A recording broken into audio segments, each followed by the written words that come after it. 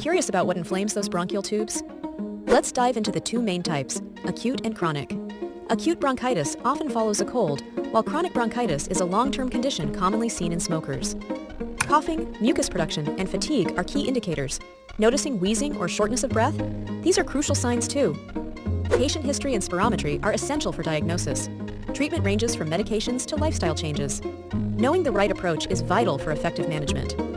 Ready to deepen your understanding? Subscribe for more insights and join a community eager to expand their medical expertise.